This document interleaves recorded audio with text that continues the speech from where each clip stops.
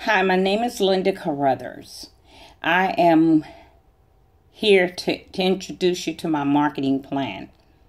My marketing plan is starts off with implementing a second chance nonprofit transitional resident home.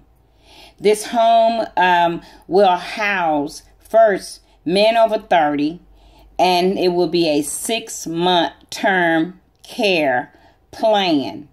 We will start out from 6 to 9 inmates that has been released from prison, and we will go to a max of 40. I will explain that a little bit later to you because that is our 3 different phases that we will be looking at today. Now, it will have training. They will have training in financial counseling, life parenting skills, anger management, and domestic violence skills as far as training. And we will also have rehabilitation for drugs and alcohol. Now, let's talk about phase 1. Phase 1 actually, first of all, the funding for phase 1 will be personal funds and private donations. Phase 2 will consist of grants and donations. And phase 3 will be grants, donation, and self-supporting facets. Also, the location structure for phase 1 will be a 2,200 square foot single beds. It will be location. It'll be like a ranch home that we're going to try to get first on Harper Street, which is in Smithville, Texas. We will start our first phase. We will be renting a building. Second phase, we will do acquisition of tax lien. We will try and get property that has been already adjudicated. And then we will have, if not, then we still will have to rent a building. Third phase, we will build a new structure, which will consist of a warehouse with a metal foundation. The next thing we're going to talk about is organization. Phase 1 for organization, we will have a CO, which will be me, a board of directors, and we will have at least 1 staff person to every 5 offenders. And also, we will be also using volunteers. And each phase, second phase and third phase is all the same as the first phase for organization. Thirdly, our staff, we will have staff for day monitoring, night monitoring, which we will have staff that monitors 24/7. We will also have a medical specialist, an activity director, a minister, who I'm a minister, and a bookkeeper for phase 1. Phase 2 will have the same, but with additional, phase 2 will have 1 graduate, which mentors, and a ratio of 1 staff to every client, and we will have bus drivers. Now, the bus driver, we will have start off with a 15-passenger van. Phase 3 is the same as phase 2, but with the additional, we will have legal counseling, group counselors, architects, with temporary workers for building projects. Our clientele, as I started telling you from the beginning, for phase 1, we will start out with 6 to 9 offenders. That's maximum. Phase 2, we're hoping to have 10 to 20 offenders. And phase 3, we will have 40 offenders, which is our max. Next, we're looking at the structural cost. Now, as I told you, we will be renting a facility for phase 1, so we have estimated that at $500. Phase 2, we have estimated we will purchase tax lien foreclosure property, $1,000. We're hoping the land, we will have land plus rent shared space, which we hope will only be $1,000. These are estimates.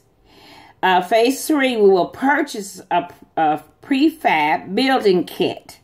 We will use volunteers and clientele and hiring 3 professionals to complete the building project, which should estimate a cost at $60,000. I will not try and go into everything because if I do, my presentation will really be long. But what we're planning, I'm going to cover just mainly the main parts. Transportation, we will start off with personal vehicles and rental of a 15-passenger van. Second phase, we will have a 15-passenger van, which we hope we will have purchased. Third phase will be a one-passenger tour bus. Our advertising, we will advertise monthly for phase 1 until we get our grants. And we will have phase 2 will be every 6 months we'll advertise, and then phase 3 will advertise annually. We're hoping to phase 1 reach the county and the state. Phase 2 the same, and phase 3 the same, except for with plans to increase efforts to justify the building and expansion of another facility.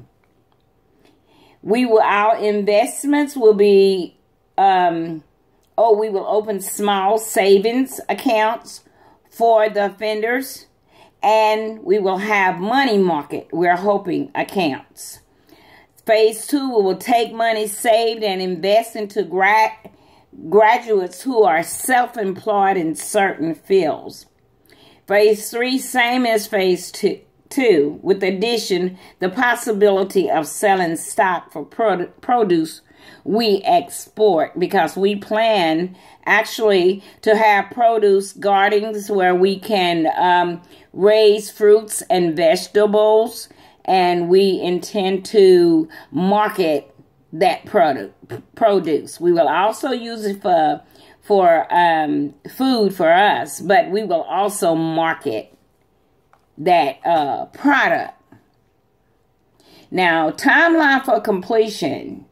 And this is very important, but sometimes, depend on timelines, sometimes change, depending on the weather and other obstacles that we might come up with.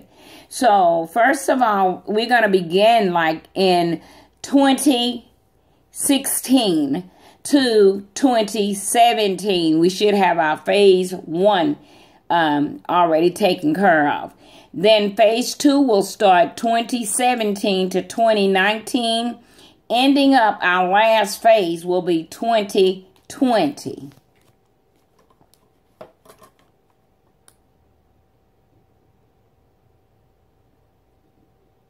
Okay, our budget guidelines, and actually we have to go according to HUD. Our guidelines. So right now, these are just projected figures, which should not exceed the percentage. So what we've already done is projected. And for phase 1, projected housing should be 20%. Federal taxes should be 18%. Salaries should be 17%. FICA and Social Security should be 5%. Utilities should be 7%. Phone and internet and cable, 5%. Transportation, 5%. Food, 15%. insurance 3%, and ER and savings 5%. Phase 2 is the same as phase 1 with modification in housing, rent, and utilities due to we are sharing space with another agency at that time. Phase 3, it will be the same as phase 1 with plans to reduce food consumption because we will be producing more of our own fresh foods as far as fruits and vegetables. Utilities should be reduced. Structure should be paid for within a year of being built. And that's our prefab building I'm talking about. It should already be built within a year and paid for. And what we'll do, as we get more money, we will roll it over into savings. Now, what will happen and who will take care of mainly most of this, will first of all be the CEO, which will be me. I will make sure that I am checking everything because even though I'll have people under me, which will be the director, and then we'll also have to have a nurse for medication, give out the medication. We'll also have to have someone, like other people that's working with us, other staff personnel, and I will still try and look over everything. But what we will do, each week we will come together and we will sit in a meeting, the staff, the CEO, the board of directors, and we will talk have a meeting with all of us, and we will make sure that everything is according to standards and regulations.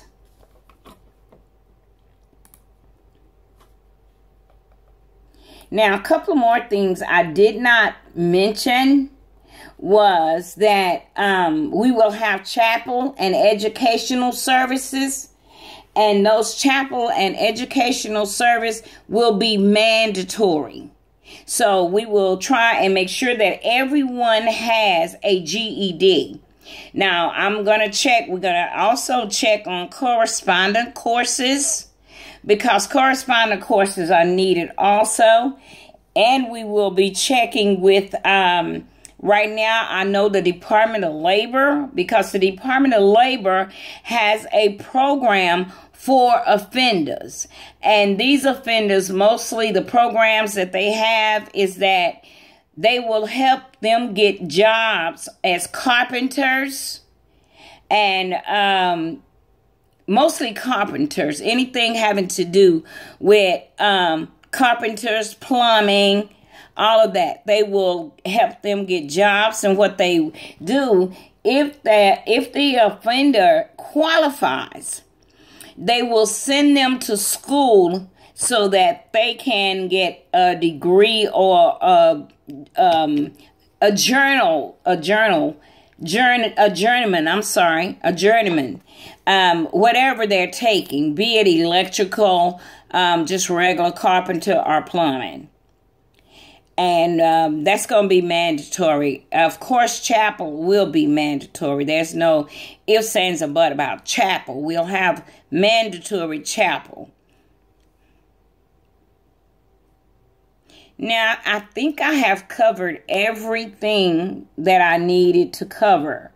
And again, my marketing plan is in reference to the Second Chance nonprofit transitional residential home.